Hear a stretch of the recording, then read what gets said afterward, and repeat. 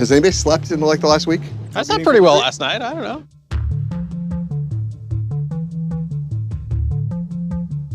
When Maris says they're releasing polls at midnight last night, like, come on.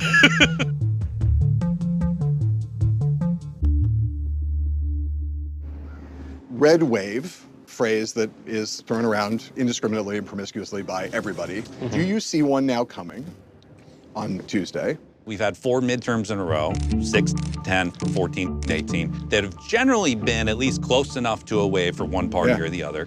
And so that's sort of been the norm.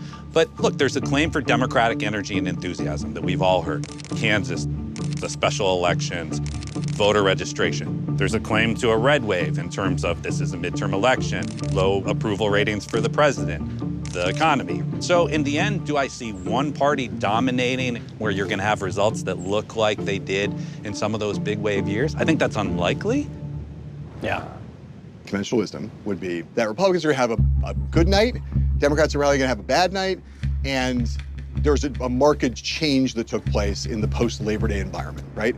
Well, John, this is one of the weirdest years that I've covered because if I were Jim Cantore for a day on the Weather Channel, I would say there's a Category 2 or 3 storm headed Democrats' way.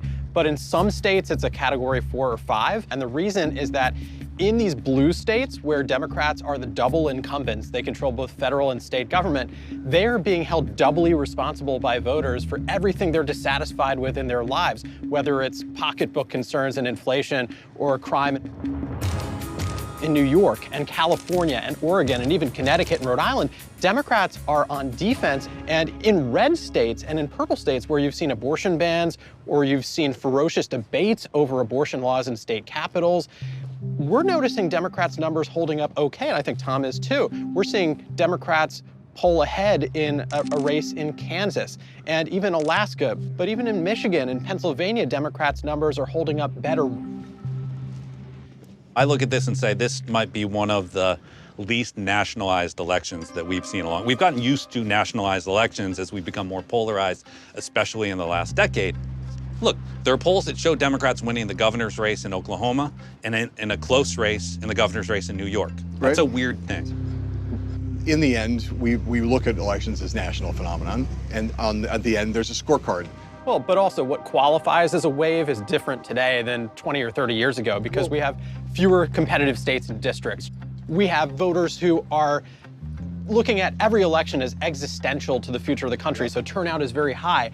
And so we don't have as much potential for a very lopsided result in one way or the other. What would constitute, in your view now, by the appropriate metric, what would constitute a red wave? You'd wake up and you say, this was a wave, I can't argue with that. Republicans taking control of both the House and Senate. That's it, by any margin. Well, that's what qualifies in this day and age. Okay. And the 4 closest Senate races are Arizona, Pennsylvania, Nevada, and Georgia. Republicans need to win 2 of those 4 to win control of the Senate. Really, all they need is a ripple, because keep in mind, those are states that Joe Biden won by very narrow margins in 2020. In the House, I'd say more than 20 seats would be a wave. Okay, and what would you say the odds are right now, and that's something that constitutes that? Republicans pick up somewhere between 20 and 30 seats in the House. Yeah. And take control of the Senate. The odds of that are what? 51%.